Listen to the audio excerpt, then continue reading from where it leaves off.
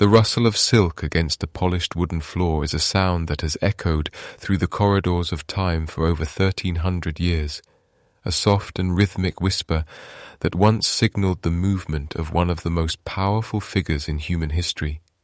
In the year 624, the world was a collection of vast, disconnected empires, but none shone quite as brightly or as boldly as the Tang dynasty of China.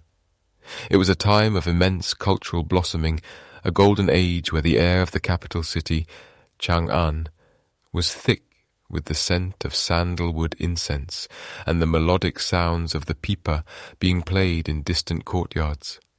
The city was a marvel of symmetry and order, its wide avenues stretching out like a great chessboard designed to reflect the harmony of the heavens themselves. Into this world of order and elegance, a girl named Wu Zhao was born.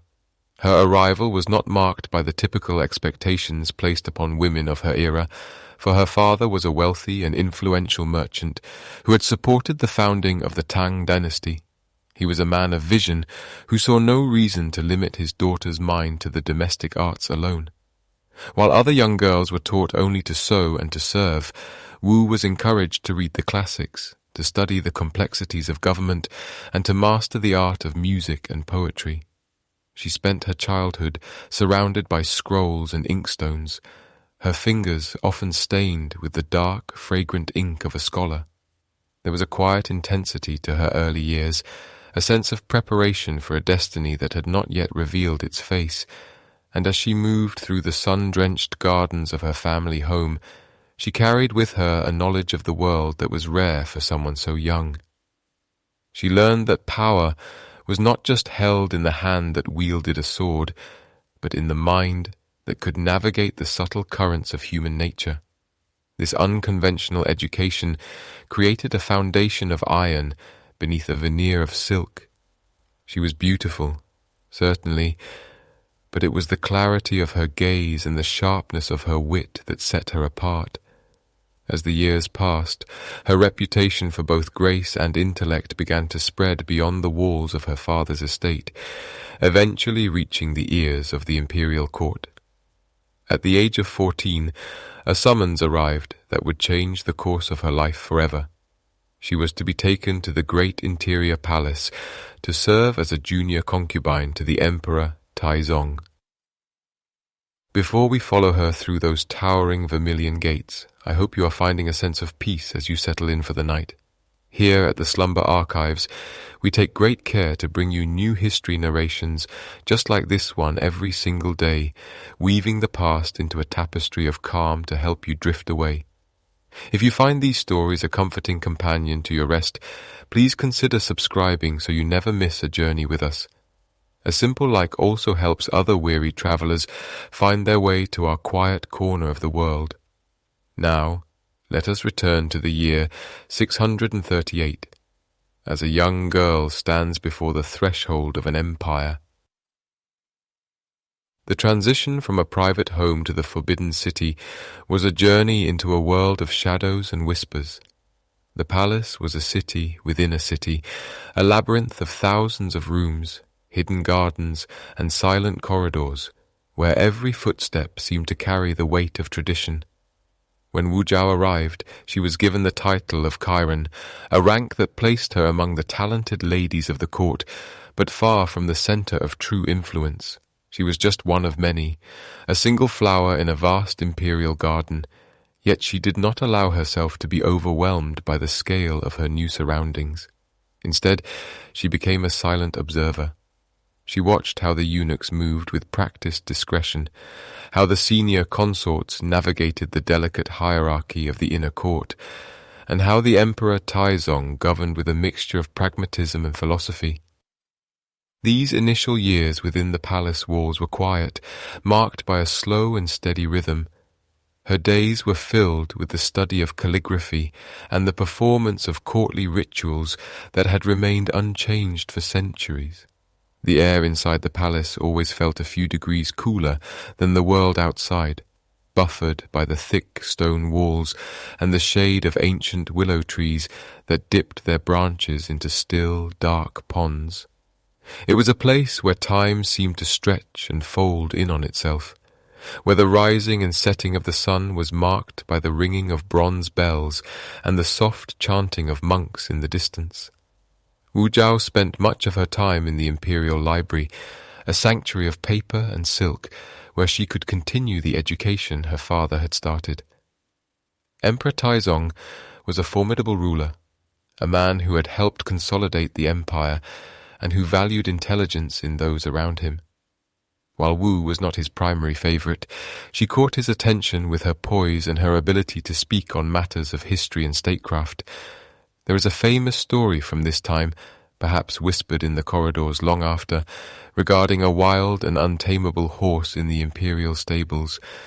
When the emperor asked how such a beast might be mastered, the young Wu reportedly suggested a method of escalating discipline that revealed her pragmatic, perhaps even cold, understanding of power. It was a glimpse of the ruler she would one day become, unflinching and resolute. However, for most of her teenage years, she remained a figure in the background. She was learning the language of the court, the subtle art of the unspoken word, and the importance of patience. She understood that in the palace, one's survival depended on the ability to anticipate the needs of others, while keeping one's own heart a fortress. She watched the seasons change through the intricate lattice-work of her windows, seeing the white plum blossoms of winter give way to the lush peonies of spring. Each year that passed added a layer of sophistication to her character, turning the curious girl of 14 into a woman of profound depth and hidden ambition. The life of a concubine was often one of gilded seclusion, but Wu Zhao used this seclusion to map the inner workings of the Tang government.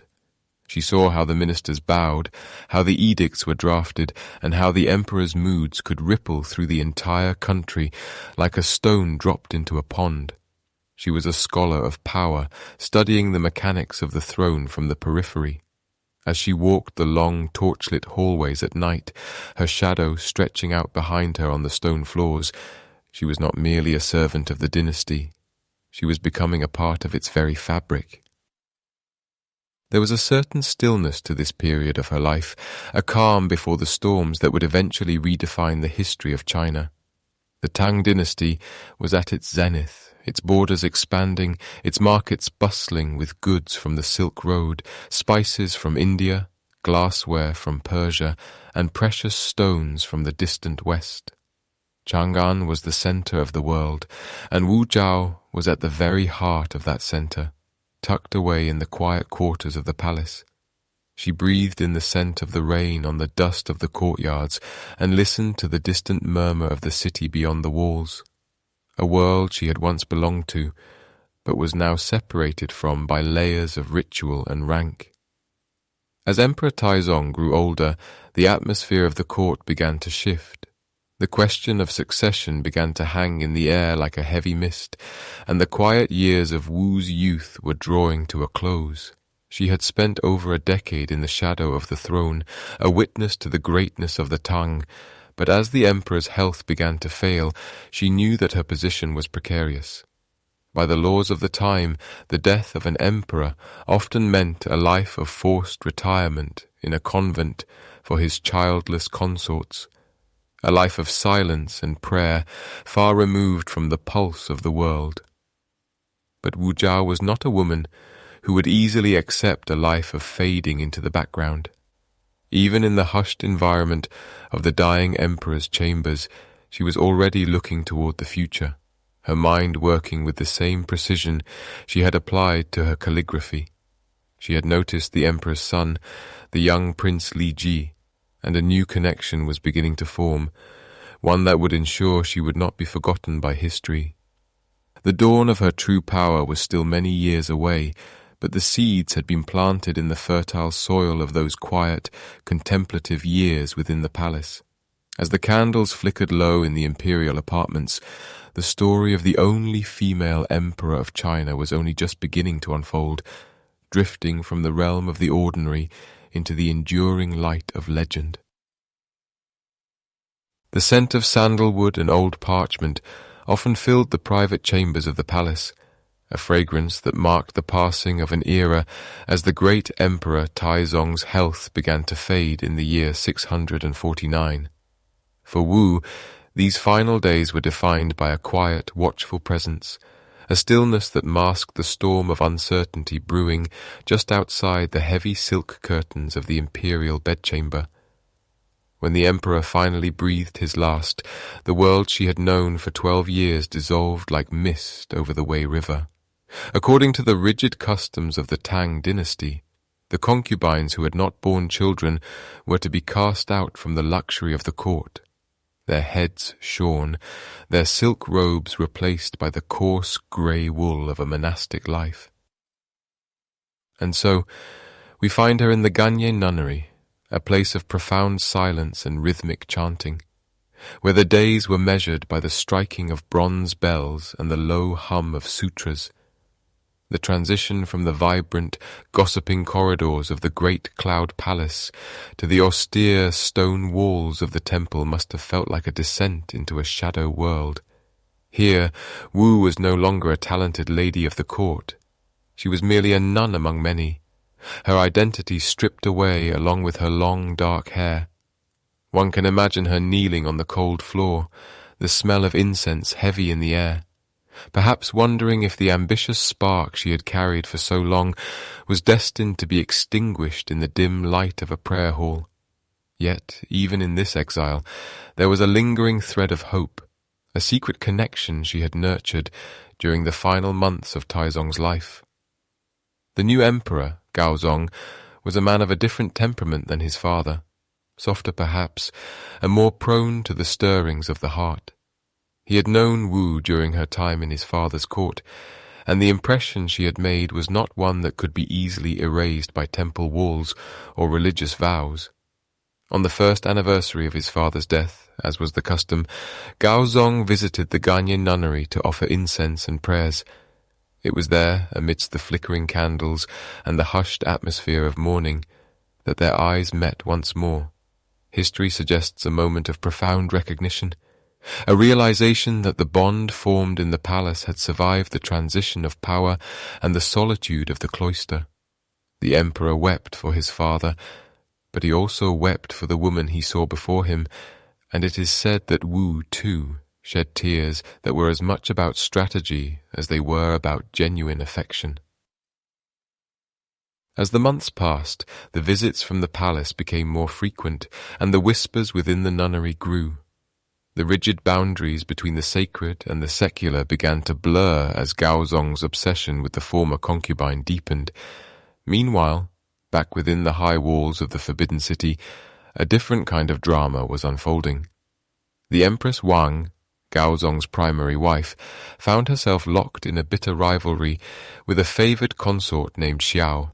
The inner court was a delicate ecosystem of influence and favor, and the Empress, fearing she was losing her grip on the emperor's heart, conceived of a plan that would change the course of Chinese history. She believed that by bringing Wu back to the palace, she could distract the emperor from consort Xiao, using one woman to displace another, never imagining that the nun she sought to recruit possessed a brilliance and a resolve that would eventually eclipse them all. In the year 651, the decree was finally issued, and Wu returned to the palace, not as a nun, but as a woman reborn into the sphere of power. Her return was a scandalous departure from tradition, breaking the unspoken rules that governed the lives of former imperial concubines, yet she moved through the halls with a renewed sense of purpose. She was granted the title of Zhaoyi, the highest rank of the 9 concubines of the second rank, and she immediately began to navigate the treacherous waters of the inner court with the grace of a seasoned diplomat. To the Empress Wang, she was initially a humble ally, showing a level of deference and gratitude that masked her growing influence. To the emperor, she was a source of intellectual companionship and emotional depth that he could not find elsewhere. The atmosphere of the palace began to shift, almost imperceptibly at first, like the slow change of seasons. Wu was a master of observation. She understood that power was not just about titles, but about the accumulation of small, seemingly insignificant loyalties. She spent her days listening, learning the secrets of the eunuchs, the grievances of the maids, and the hidden motivations of the high-ranking officials. While the Empress Wang and Consort Xiao continued their overt battles for prestige, Wu remained in the background, a calm and steady presence that the emperor found increasingly indispensable. She was becoming more than a consort, she was becoming a confidant, a partner in the complex business of ruling an empire that stretched across thousands of miles. Slowly, the dynamics of the inner court began to tilt in her favor. The Empress Wang, once the architect of Wu's return, realized too late that she had invited a force into her home that she could not control. The emperor's visits to the empress's quarters became rarer, and the influence of Consort Xiao began to wither like a flower deprived of sunlight. Wu's presence was like a soft, persistent rain that eventually reshapes the landscape. She was patient, methodical, and profoundly aware of the stakes. Every gesture, every word spoken in the quiet of the night was a thread in a larger tapestry she was weaving. The palace was no longer just a residence, it was a chessboard, and she was moving her pieces with a foresight that left her rivals struggling to keep pace. As the years of the early 650s progressed, the court began to notice a change in the way the emperor conducted himself. He was often seen consulting with Wu on matters of state, valuing her sharp mind and her ability to cut through the dense bureaucracy of the Tang administration. This was an era where the roles of women were strictly defined, yet Wu was carving out a space that defied those boundaries. She was not merely a beauty to be admired, but a strategist to be reckoned with. The tension within the palace grew thick, a heavy stillness before a summer storm, as the old guard of the court watched with a mixture of fascination and growing dread. The eclipse of Empress Wang and Consort Xiao was not a sudden event, but a gradual erosion of their standing. Wu's rise was facilitated by her ability to present herself as the perfect alternative to the perceived coldness of the Empress and the supposed arrogance of Xiao. She cultivated an image of virtue and devotion, all while building a network of supporters who saw in her a path to their own advancement. The halls of the palace, once filled with the laughter and music of a vibrant court, now felt charged with a different energy, an undercurrent of ambition that flowed toward the woman who had once been a humble nun in a silent temple. In those quiet moments, when the moon hung low over the tiled roofs of Chang'an, one might have seen Wu standing on a balcony, looking out over the sleeping city. The grey robes of the Ganye nunnery were a distant memory now, replaced by the finest silks and the weight of gold ornaments. She had returned from the edge of obscurity, not just to survive, but to command. The path ahead was fraught with danger, and the shadows of her enemies were long, yet she moved forward with a measured pace, each step a testament to a willpower that would eventually rewrite the very laws of the land. The seeds planted in the silence of the temple were beginning to bloom, and the fragrance they carried was the scent of an empire about to be transformed. As the story of Wu Zetian drifted deeper into the heart of the night.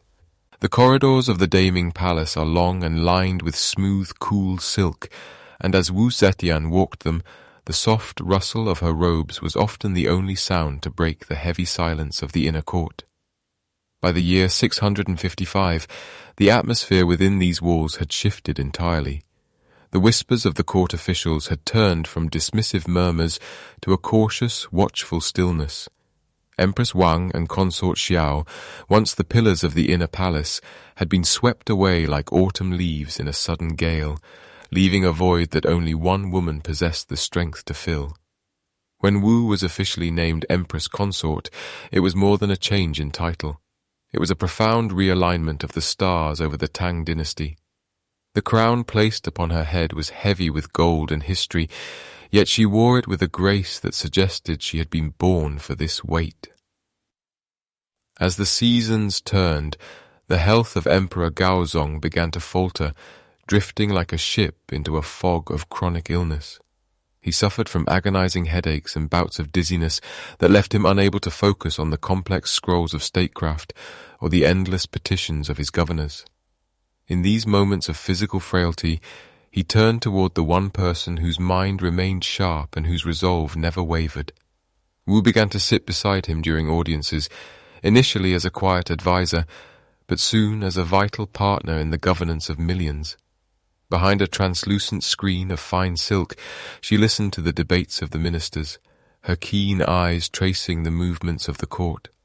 When the emperor's strength failed him, it was her voice that carried the weight of the law. She became the power behind the throne, a presence as constant and necessary as the rising tide, ensuring that the machinery of the empire continued to hum with efficiency even as the monarch rested in the shadows of his private chambers. This transition of power was not merely a matter of survival, but an opportunity for deep, structural change. Wu was a woman of profound intellect, and she viewed the empire not just as a collection of territories, but as a garden that required careful, deliberate tending. She understood that a stable throne must be rooted in the contentment of the common people, those who tilled the yellow earth and wove the silk that clothed the nobility. It was during this period that she began to formulate a vision for reform, a series of policies designed to strengthen the heart of China. These would eventually become known as the 12 Suggestions, a visionary document that touched upon every corner of social and political life. In her quiet moments of reflection, perhaps while watching the incense smoke curl toward the high rafters of the palace, she considered the plight of the farmer. She advocated for the reduction of taxes and the lightening of the labor service that often pulled men away from their fields during the most crucial planting seasons. She encouraged the compilation of agricultural manuals, ensuring that the wisdom of the elders was preserved and shared across the provinces to improve the harvest. To Wu, the prosperity of the peasant was the true measure of a dynasty's health. She also turned her gaze toward the scholars and the bureaucracy, seeking to create a system based on merit rather than the ancient, dusty claims of noble birth. She expanded the civil service examinations, opening the gates of power to talented men from humble backgrounds, creating a new class of officials who owed their loyalty not to a clan, but to the throne that had recognized their worth. The 12 Suggestions also whispered of a deeper sense of equity and compassion. She called for the promotion of silk production, the softening of harsh punishments, and the encouragement of free expression among officials, inviting them to offer honest criticism without the fear of the sword. It was a remarkably modern approach to leadership, emphasizing the flow of information and the well-being of the collective. As these reforms took hold, the empire began to breathe more easily. The granaries were full, the roads were safe, and the name of the empress consort was spoken with a mixture of awe and gratitude in the marketplaces of Chang'an. Yet, for all her practical wisdom, Wu understood that power also required a spiritual and symbolic foundation. She sought to connect her reign with the ancient rhythms of the earth and the heavens. In the year 666, she persuaded Emperor Gaozong to perform the Feng and Shan sacrifices at Mount Tai, the most sacred peak in all of China. These were rites of immense antiquity, rarely performed because of the staggering logistical challenges and the spiritual weight they carried. To ascend Mount Tai was to communicate directly with the heavens, to report on the success of the dynasty, and to seek continued blessings for the land. The procession to the mountain was a spectacle of unimaginable grandeur. Thousands of officials, soldiers, and foreign dignitaries wound their way through the landscape like a golden ribbon. As the mist clung to the jagged peaks and the wind sang through the ancient pines, the imperial party made the arduous climb. In a move that defied centuries of tradition, Wu insisted on playing a primary role in the ceremonies. Traditionally, the emperor performed the primary sacrifice to heaven, while male officials assisted in the secondary rites to the earth. But Wu argued that if the earth was seen as a feminine force, It was only fitting that a woman should lead the sacrifices to the goddess of the soil. Standing upon the summit, surrounded by the swirling clouds and the vastness of the world below, she made history. As the smoke from the ceremonial fires rose into the cold mountain air, she stood as a bridge between the mortal realm and the divine. This act was a masterstroke of symbolic politics. It elevated her status to something nearly celestial, making it clear that her authority was not merely a result of her husband's favor, but was sanctioned by the very cosmos. The echoes of the bells and the low chanting of the priests lingered in the mountain passes long after the procession had descended, leaving an indelible mark on the collective memory of the people. Back in the capital, the influence of the Empress continued to expand, filling the palace like the fragrance of blooming jasmine on a summer night. She was no longer just a wife or an advisor. She was a co-ruler, often referred to as one of the two sages. When she sat beside Gaozong, their silhouettes merged into a single image of imperial authority. She took an interest in the arts and literature, commissioning great works and surrounding herself with the finest minds of the age. She fostered an environment where the intellect was prized and where the subtle nuances of philosophy were debated with the same intensity as the movements of armies. As the years passed, the bond between the emperor and his empress became the central axis around which the entire world turned. Despite the intrigues of the court and the occasional sparks of resistance from the old aristocracy, their partnership remained unshakable. Gaozong found in Wu a strength that complemented his own gentleness, a fire that warmed the cold halls of his illness. And in return, she provided the stability and the vision that kept the Tang dynasty flourishing. The empire was at peace, the borders were secure, and the rhythms of daily life continued with a steady, comforting pulse.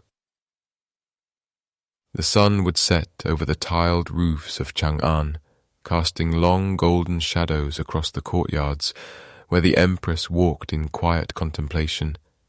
She had travelled so far from the silent halls of the convent, and yet, in many ways, she was still the same woman who had looked out at the world and decided to change it.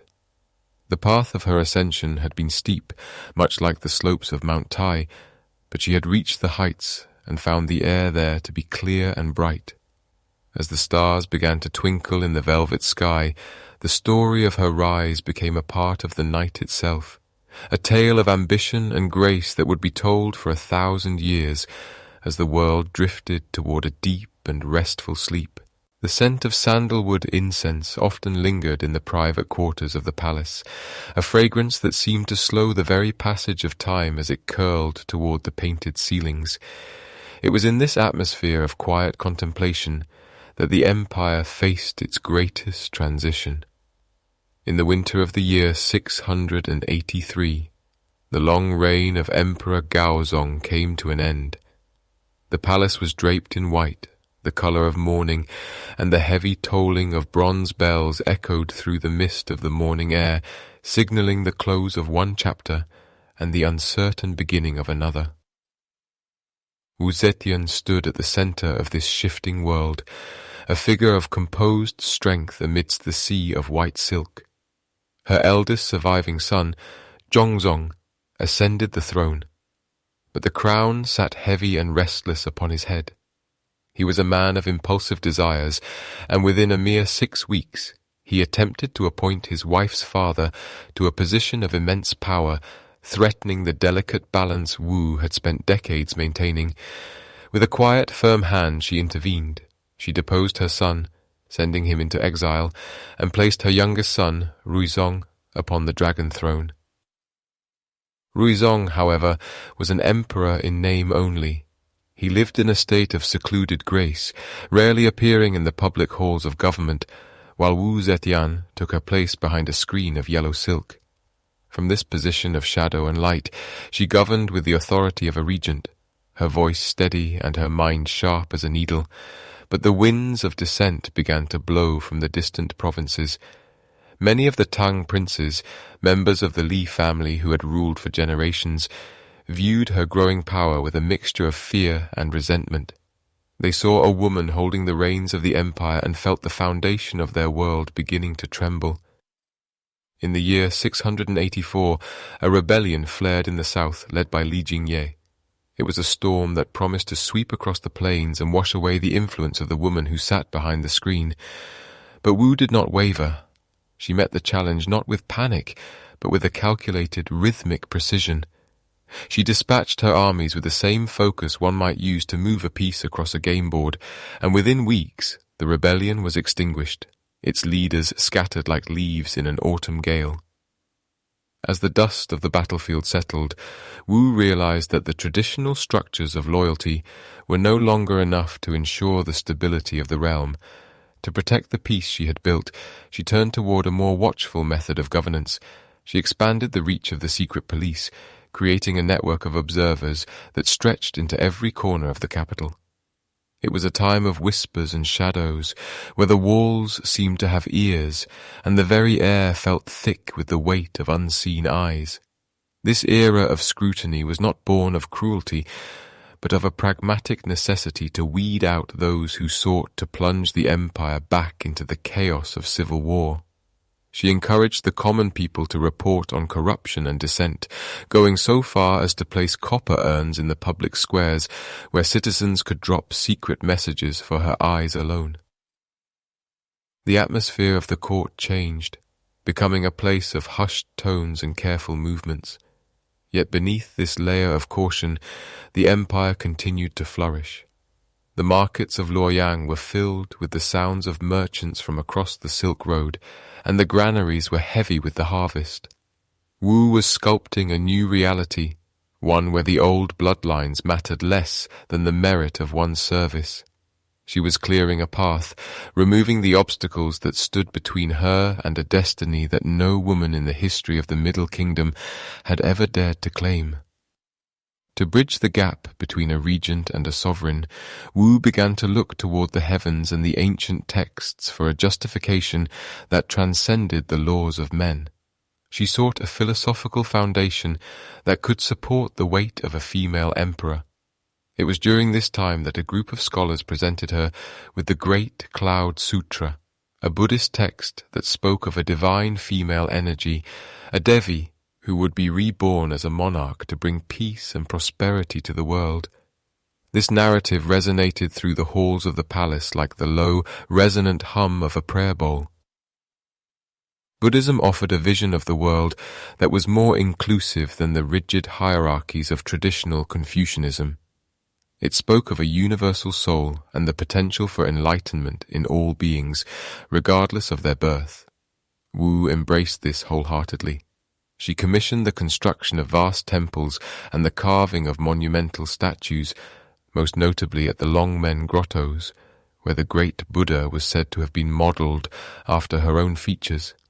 A face of infinite calm looking out over the river, a symbol of a power that was both earthly and divine.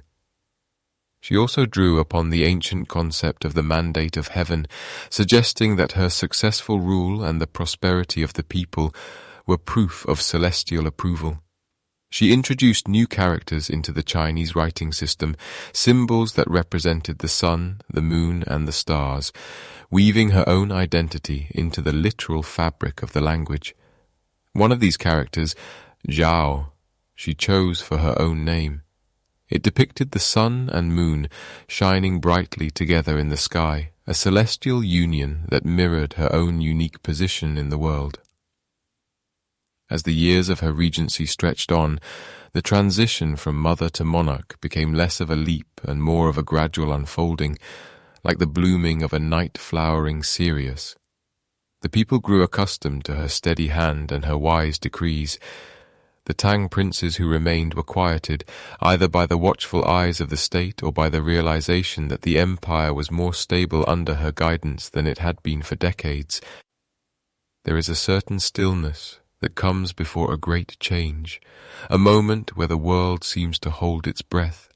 Zetian lived in that stillness, preparing herself for the final step. She was no longer just the widow of an emperor or the mother of a king. She was the architect of a new dynasty, She spent her evenings in the gardens of the palace, walking among the peonies and the weeping willows, listening to the gentle flow of the water in the marble channels. The stars above were the same stars that had watched over the ancient kings, but as she looked up at them, she knew that their light was now falling upon a different kind of ruler.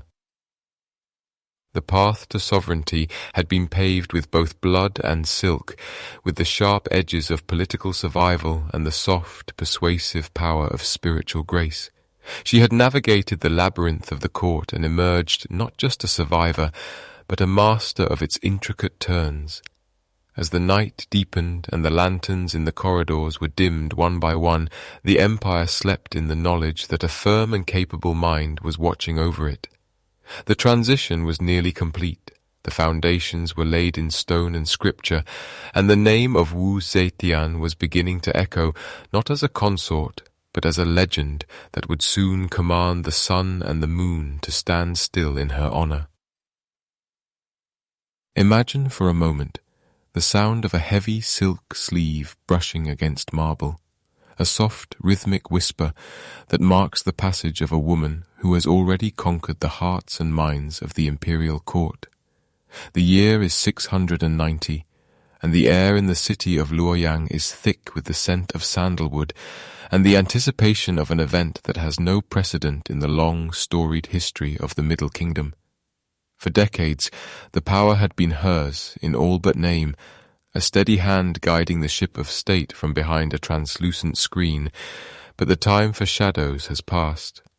The morning mist clings to the yellow river as a new era begins to breathe, not as a continuation of what came before, but as a deliberate, golden rebirth.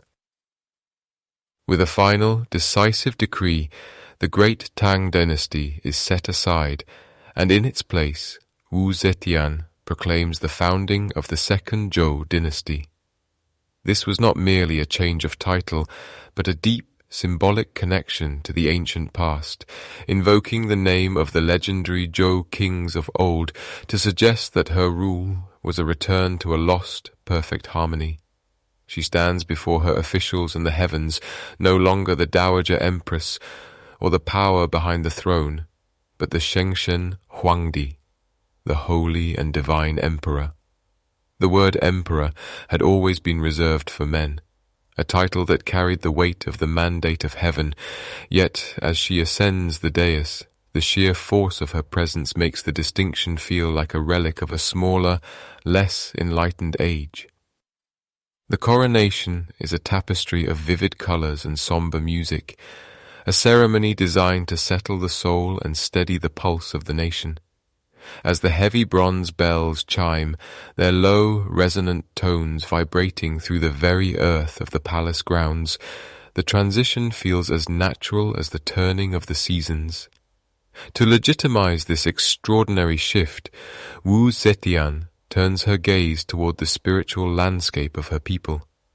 While the Tang rulers had long favored Taoism, claiming descent from the philosopher Laozi, the new emperor looks to the gentle, expansive wisdom of Buddhism to provide the foundation for her reign. She finds her reflection in the Great Cloud Sutra, a text that speaks of a female deity, the Devi Vimalaprabha, who is destined to rule a great kingdom in the form of a woman. This prophecy, circulated throughout the monasteries and marketplaces, settles over the empire like a soft blanket, offering a divine justification that transcends the traditional Confucian boundaries. Under her guidance, Buddhism flourishes, its temples becoming centers of learning and peace that mirror the stability of her governance.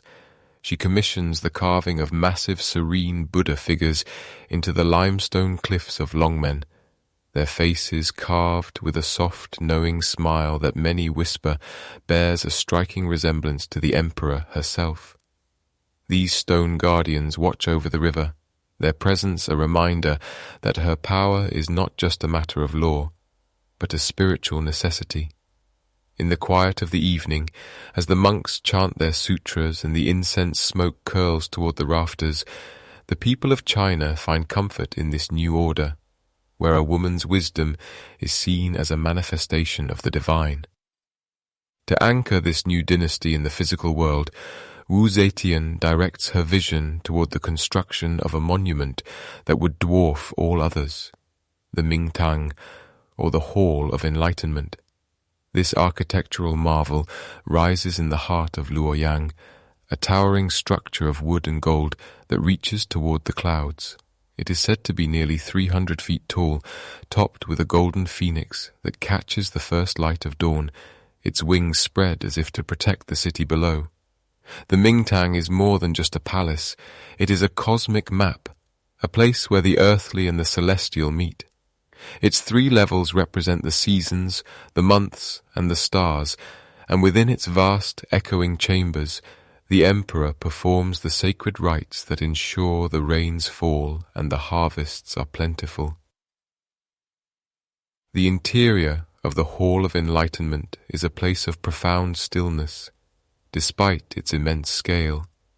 The floors are polished to a mirror shine, reflecting the intricate patterns of the ceiling, where the constellations are painted in lapis lazuli and silver. As Zetian moves through these spaces, her footsteps are lost in the vastness, a reminder of the scale of her ambition. Nearby, she orders the construction of the heavenly capital, a massive bronze pillar cast from thousands of pounds of metal, inscribed with the achievements of her reign and the names of the officials who served her. It is a forest of bronze and stone, a physical manifestation of a legacy that she intends to last for 10,000 years. As the years of the early Zhou dynasty unfold, the atmosphere in the capital is one of measured prosperity. The Silk Road hums with the movement of merchants bringing exotic spices and vibrant dyes, and the markets of Luoyang are filled with the sounds of a dozen different languages. Yet amidst this bustle, there is a sense of order that starts at the very top. Zetian is a meticulous ruler, rising before the sun to review petitions and consult with her stargazers. She understands that the strength of an empire lies not just in its walls, but in the fairness of its laws.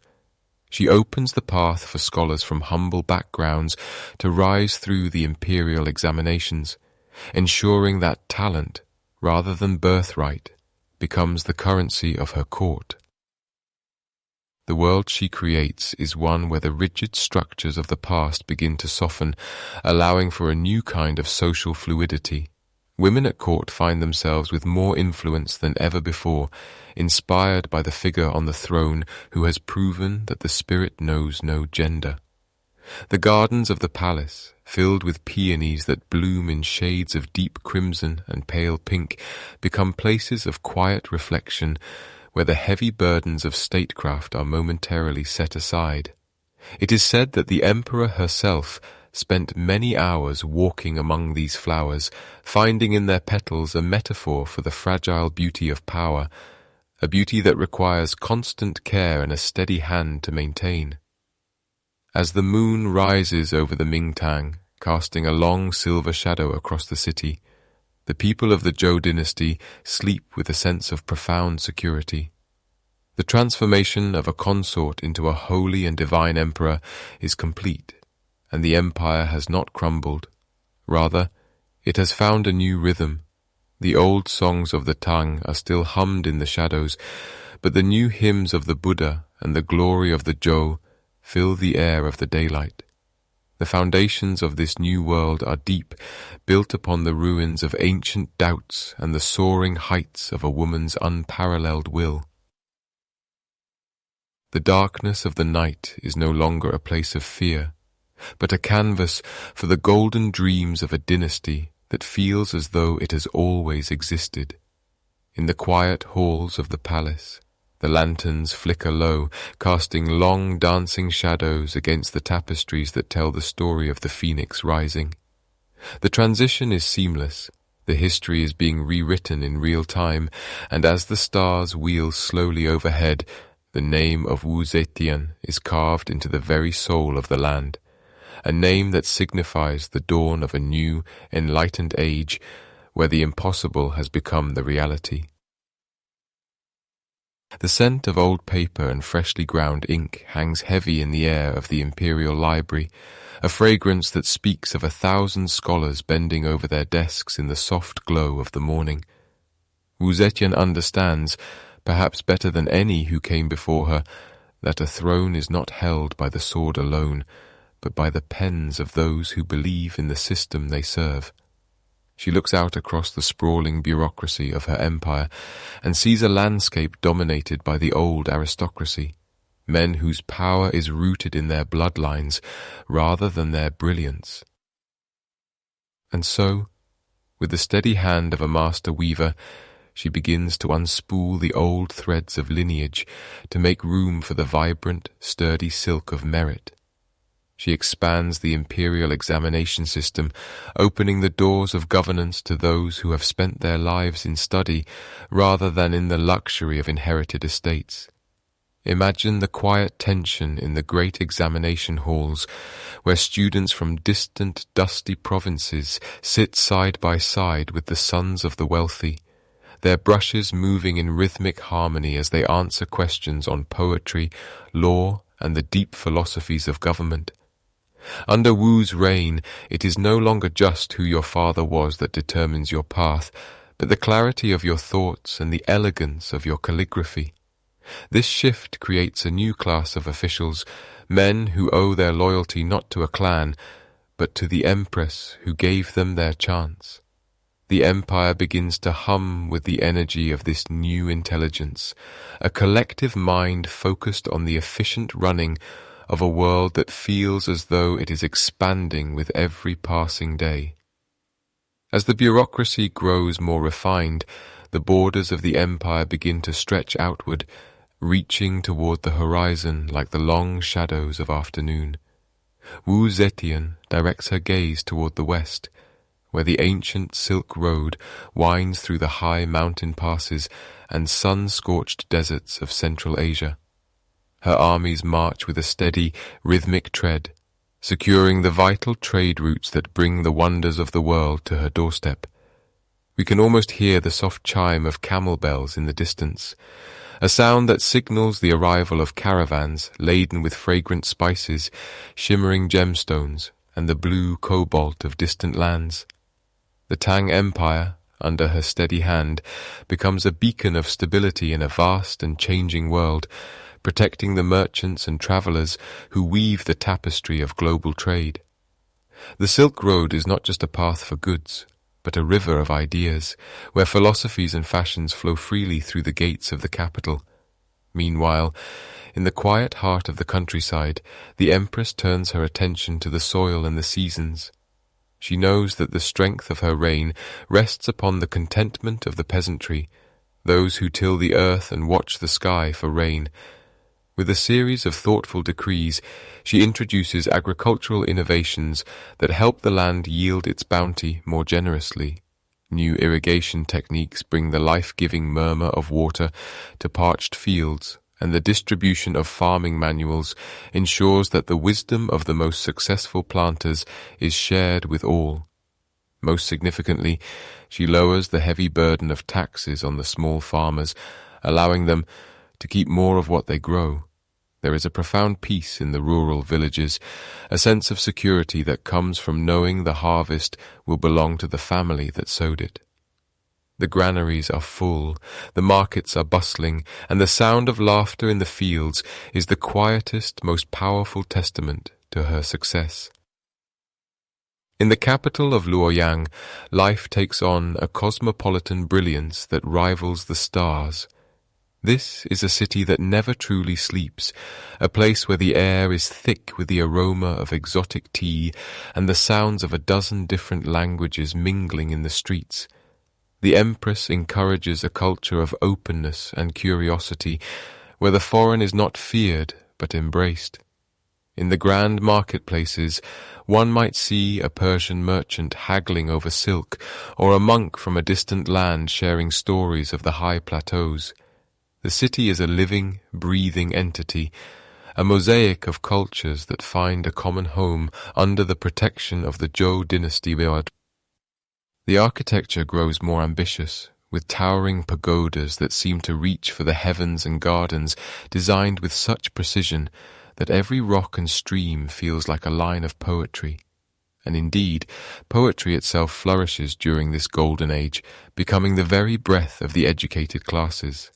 Zetian is a patron of the arts, but she is also a poet herself, understanding the power of a well-placed metaphor to capture the fleeting beauty of a moment. The literary salons of the palace are filled with the soft scratching of brushes and the low murmur of voices debating the merits of a particular rhyme. This is the era that paves the way for the great poets of the future, creating an environment where the written word is held in the highest esteem. Every painting, every scroll, and every piece of delicate porcelain produced during this time carries the mark of a society that is at peace with itself, a society that has the leisure to contemplate the curve of a willow branch or the way the moonlight hits a silver cup. As the years pass, the administration of the empire becomes a masterpiece of balance and foresight.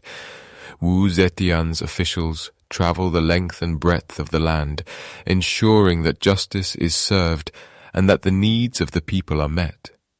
They move with a quiet purpose, their jade pendants clinking softly against their robes, symbols of the integrity that the empress demands of them. The legal codes are refined, making them more humane and consistent, creating a sense of order that settles over the provinces like a warm blanket. It is a time of profound stability where the chaos of the past feels like a fading dream, replaced by the steady, measured heartbeat of an empire in its prime. The empress often retreats to her private gardens to watch the ripples on the koi ponds, perhaps reflecting on the vast machinery of state she has set in motion. She has taken the scattered pieces of a fractured history and assembled them into a vision of unity and prosperity. The expansion of the exams, the security of the borders, the thriving of the farms, and the flowering of the arts. These are not separate achievements, but the interconnected strands of a single magnificent web.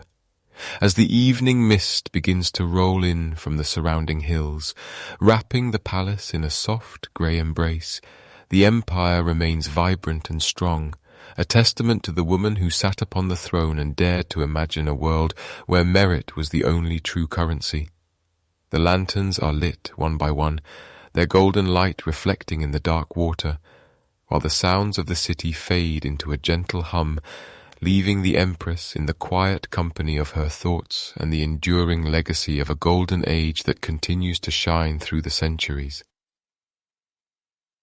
The scent of sandalwood and old silk hangs heavy in the air of the inner chambers, a fragrance that has followed Zetian through the decades, from the quiet halls of her youth to the vast, echoing spaces of the imperial throne room. As the 8th century dawns, the physical world begins to pull away from the empress, leaving her in a space defined by soft shadows and the hushed whispers of those who remain within her inner circle.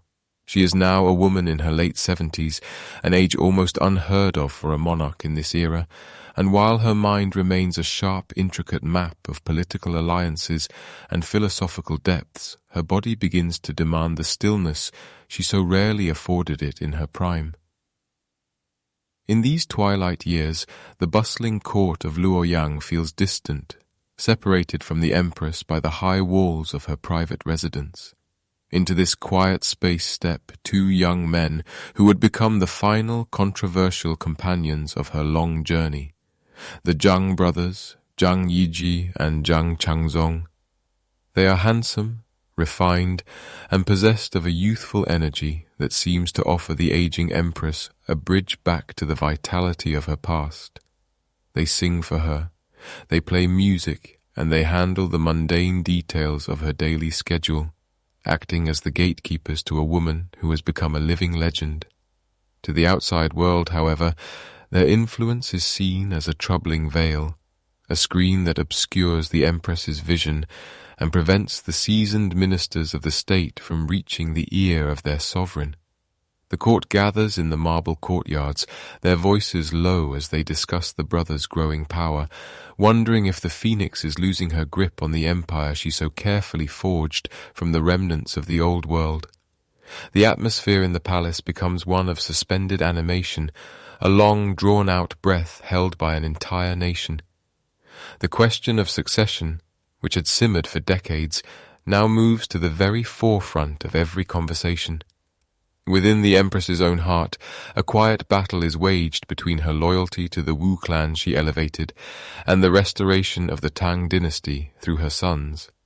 She spends long hours in contemplation, perhaps looking out over the lotus ponds where the water is as still as a mirror, reflecting the heavy clouds of a gathering storm. Her trusted adviser, the wise and patient Di Renjie, had often whispered the truth to her, that a son would honor a mother in the ancestral temple, while a nephew would only honor his own parents. This simple, profound logic eventually took root in the fertile soil of her mind. The restoration of her son, Li Xian, as crown prince signaled the beginning of the end for the Zhou dynasty, yet even as she made this choice, she remained the undisputed center of the universe, a celestial body around which all others rotated in a slow, careful dance. As the year 705 arrives, the air in Luoyang grows cold, and a frost settles over the intricate carvings of the palace eaves. The Empress has fallen ill, retreating further into the sanctuary of the bedchamber, where the Zhang brothers remain her primary connection to the world beyond the silk hangings. Outside, a group of senior officials and generals, weary of the brothers' influence and anxious for a stable transition of power, begin to move through the snowy corridors with a quiet, determined purpose. This was not to be a bloody uprising or a violent overthrow of the kind that had marked the rise of so many previous rulers. Instead, it was a measured, almost respectful intervention. The conspirators, led by men who had served the Empress for years, made their way to her private quarters, bypassing the guards who recognized the inevitability of the moment. They confronted the Zhang brothers, ending their influence in a swift, sharp strike that echoed through the silent halls. When they finally reached the Empress, she did not greet them with rage or the fire of her younger years. Instead, she looked upon them with a weary, knowing grace, the gaze of a woman who had seen the rise and fall of countless men and understood the rhythmic tides of history better than anyone living. There, in the dim light of the flickering oil lamps, she was asked to abdicate, to pass the mantle of power back to the Tang line and allow her son to take his place as the rightful emperor. It is said she accepted this transition with a profound, quiet dignity. She was moved from the main palace to the Shangyang Palace, a place of exquisite beauty and tranquil gardens, where the sounds of the city were muffled by distance and the rustle of bamboo. This move was less a prison and more a peaceful retreat, a final sanctuary for a soul that had known no rest for over half a century. In the Shangyang Palace, the Empress became a figure of contemplative silence. The heavy robes of state were laid aside for simpler silks, and the constant demands of the empire were replaced by the slow passage of the sun across the stone courtyards. She spent her days surrounded by the few attendants who remained loyal, her windows opening onto views of the Luo River as it wound its way through the landscape like a ribbon of silver. One can imagine her sitting by the window, the cool breeze carrying the scent of damp earth and the distant chime of temple bells reflecting on the path she had walked, from the young girl entering the harem to the woman who stood alone at the summit of the world. The restoration of the Tang dynasty happened almost seamlessly around her, as if the empire was simply returning to a familiar rhythm, yet the mark she left was indelible. The civil service exams she championed continued to bring men of talent into the government. The agricultural reforms she initiated kept the granaries full, and the spirit of meritocracy she fostered remained a cornerstone of the administration. Even in her absence from the throne, the empire was her creation, a living monument to her intellect and her iron will. As the months passed, her health continued to fade, not with a sudden crash, but like a candle slowly burning down to its base, the flame growing smaller and more concentrated until it was nothing but a tiny point of light.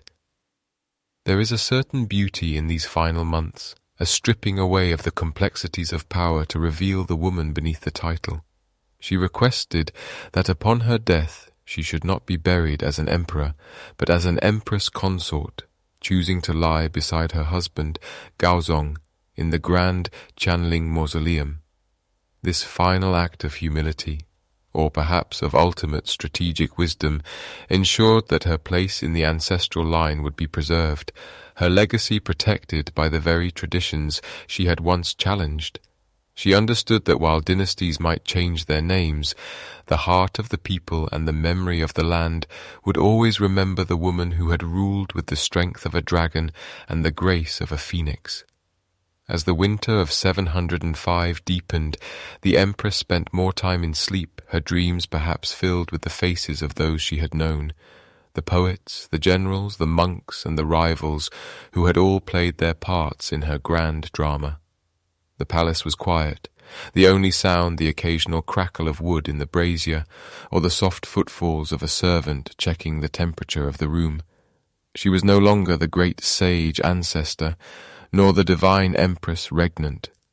She was a woman reaching the end of a long, extraordinary journey, drifting toward a horizon that was no longer a boundary to be conquered, but a peaceful destination to be embraced.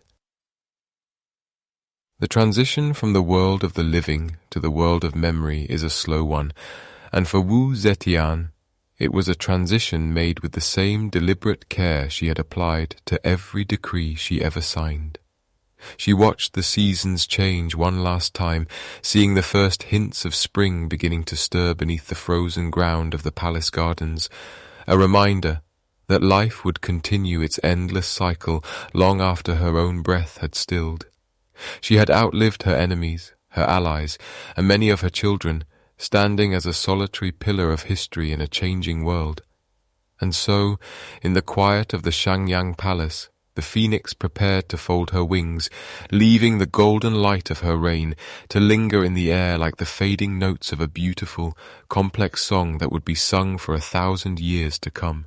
The sound of a stone chisel hitting a slab of granite is a sharp, rhythmic song, but at the Qianling Mausoleum, high atop Mount Liang, that song eventually fell into a profound and heavy silence. When the Empress Wu Zetian was finally laid to rest beside her husband, Emperor Gaozong, a massive stone tablet was erected in her honor, standing over 6 meters tall and weighing nearly 100 tons. Yet, as the sun moves across the weathered surface of this great unmarked stele, it reveals no characters, no poems of praise, and no list of her many triumphs. While other rulers filled every inch of their monuments with boastful calligraphy, Wu Zetian left her final stone entirely blank. Some say she believed her achievements were so vast that no words could possibly contain them, while others suggest she was humble enough to let future generations be the ones to judge her legacy.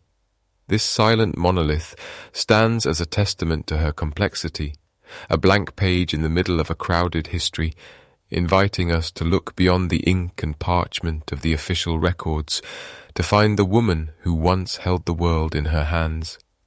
As the centuries drifted by, like the slow-moving clouds over the Wei River, the memory of the Empress began to shift and change in the minds of those who followed. During the later years of the Tang dynasty, she was often remembered with a mix of awe and cautious respect, as the woman who had kept the empire stable and prosperous during a time of potential chaos. However, as the Song dynasty dawned hundreds of years later, a new wave of scholars began to look back at her reign through a much narrower lens. These historians, deeply rooted in traditional philosophies that favored strict social hierarchies, found the idea of a female sovereign deeply unsettling. They began to paint her as a figure of dark ambition, focusing heavily on the palace intrigues and the ruthlessness required to maintain her grip on power. They wrote of her with a sharp, judgmental tone, attempting to bury her accomplishments beneath stories of shadow and scandal. Yet even their most critical brushes could not fully erase the prosperity she had brought to the common people. In the quiet libraries of the Ming and Qing dynasties, the debate over her character continued to flicker like a candle in a draughty room. Scholars would pore over the old scrolls, noting how she had championed the civil service examinations, allowing men of talent to rise through the ranks regardless of their family names. This was a revolutionary shift that weakened the old aristocracy and paved the way for a more meritocratic society, a system that would endure for over 1,000 years after she was gone. They noticed, too, how she had lowered taxes for the weary farmers and encouraged the silk trade to flourish along the winding paths of the Silk Road. Even in the face of harsh criticism from the scholarly elite, the reality of her reign remained visible in the well-fed villages and the bustling markets of Chang'an. She had been a gardener of the state, pruning the dead branches of the old nobility so that new growth could reach toward the light. As we move into the modern era, the narrative of Wu Zetian has undergone yet another transformation, softening the harsh edges of the past to reveal a woman of extraordinary intellect and resilience. Today, she is often viewed as a pioneer who challenged the very foundations of a world that told her she was lesser because of her gender. Her legacy is seen in the increased status of women during the Tang period, a time when they enjoyed freedoms in education, sports, and social life that would not be seen again for many centuries. She proved that the mandate of heaven did not belong to men alone, but to anyone with the vision and the strength to hold it. In the eyes of modern history, she is no longer just a villain of the court, but a master strategist who navigated a sea of enemies to steer her empire toward a golden age. The impact of her reign ripples through time like a stone dropped into a still pond, touching the way we understand power and the voices we choose to listen to.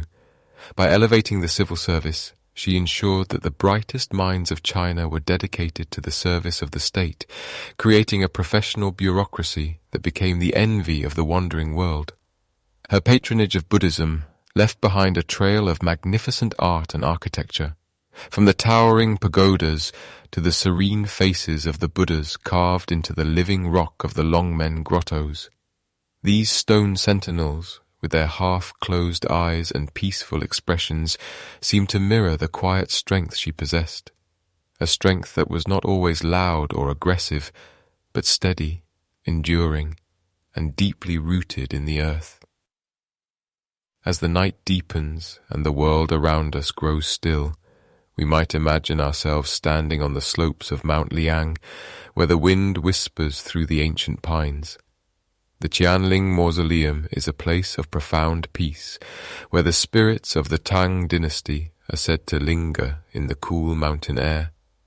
Here, the statues of foreign envoys and stone lions stand guard over the long processional path, their shadows stretching out across the grass as the moon rises. The unmarked stele remains there, silvered by the moonlight, its blank surface reflecting the stars above. It is a reminder that some truths are too large for words, and that the most powerful legacies are often the ones that leave room for us to wonder, to reflect, and to dream. In this sanctuary of stone and shadow, the Empress Wu Zetian finally found the rest that eluded her in life. The battles for the throne, the whispers in the corridors, and the weight of the crown have all faded into the gentle hum of the night. What remains is the vastness of the landscape she once ruled, and the enduring silence of the tombs that hold her secrets. The history of her life is like a tapestry woven with threads of gold and iron, beautiful, strong, and infinitely complex. As we drift toward the shores of sleep, we can let go of the need for definitive answers or historical judgments, allowing the image of the phoenix to settle into the quiet corners of our minds. The Tang dynasty, with all its color and vibrancy, eventually gave way to the slow march of time, but the foundations she reinforced held firm long after her name was carved into the annals of the past. The empire continued to breathe, to grow and to transform, carrying the DNA of her reforms in its very soul. And so, the story of the only woman to ever sit upon the dragon throne comes to a close, not with a final shout, but with the soft rustle of silk and the fading scent of incense. The world she shaped still exists in the ruins of the old walls, and the spirit of the people who walk the same earth she once walked. Now, as the darkness wraps around us like a heavy velvet cloak, we can find comfort in the permanence of the mountains and the steady cycle of the seasons.